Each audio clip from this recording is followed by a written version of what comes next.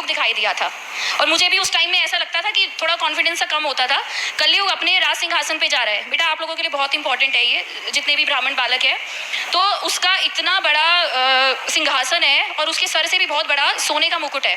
और जब वो अपने सिंहासन से जा रहे हैं तो उसका टायर जो है ना, इतने जो गैप है, तो जैसे ये बच्चा खड़ा होगा तो उस गैप से भी छोटे साइज का है। बिल्कुल ऐसे ही ब्राह्मण बटुक जिन्होंने पीछे चोटी रखी हुई है।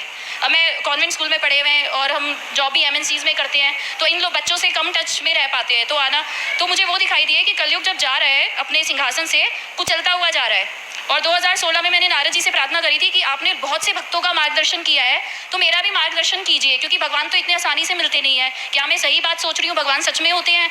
तो मुझे मार्गदर्शन कीजिए। तो तब ये अनुभव आया था। तो वो कुचलते हुए जा रहा है, तो नारद जी कलयुग को आवाज़ लगा के बोल रहे हैं कि इनके रास्ते अलग, तुम्हारे रास्ते अलग, तो तुम इनको छोड़ दो।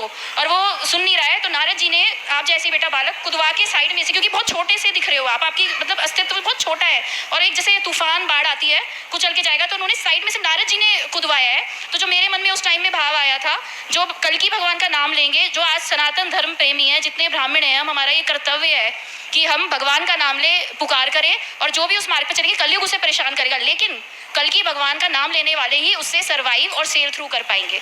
तो ये कड़ियाँ गुरुजी ने वहाँ से आज की जोड़ी कि आज हम लोग बैठ पाए हैं। मुझे तब ये लगता था, मैंने पद्म चाचा जी ने बोला कि तुम पंडितों को बात बताओ ये वाली कल्कि भगवान वाली, तब मुझे लगता था मुझे तो कोई इतना ज्ञान नहीं है, मैं कैसे बोलूँगी। पर जब 3 साल के बाद मैंने 50-60 मंदिरों में हमने साहित्य दिया, आज उसमें से 25-30 ब्राह्मण आए भी और उन्होंने बहुत आशीर्वाद दिया, और बाकी ये लोग भी आए हैं। तो भगवान ने ये विश्वास दिया जो 3 सालों के बाद बिल्कुल दृढ़ता से पुख्ता हो गया कि 3 साल पहले की बताई बात भी 3 साल बाद सच होती है। वो हमारे सोचने पे और भगवान के हाथ पकड़ने पे। और मैं सबसे ज़्यादा बोलूँगी गुरुवर लक्ष्मी नारायण जी का इसमें जो साहित्य दिए हैं, क्योंकि मैंने कल्कि भगवान के नाम को कभी नहीं समझा, मैं नहीं समझ सकती, हमारी बुद्धि नहीं है। उन्हें किसने जाना? जिन्होंने कल्कि भगवान का साक्षात्कार किया, जिन्हें कल्कि भगवान के अवतार की बात है पता है, जिनको उनके तत्व की बात पता है। तो आपसे मेरी सबसे हाथ जोड़ के प्रार्थना है, जो भी जितना साहित्य गुरुवर लक्ष्मी नारायण जी का लिखा हुआ है, श्री कल्कि दर्शन, श्री कल्कि वचनामृत, श्री कल्कि दिग्विजय नाटक, इसका अध्ययन जरूर करें। और जय कल्कि जय जगतपते तो करना ही है।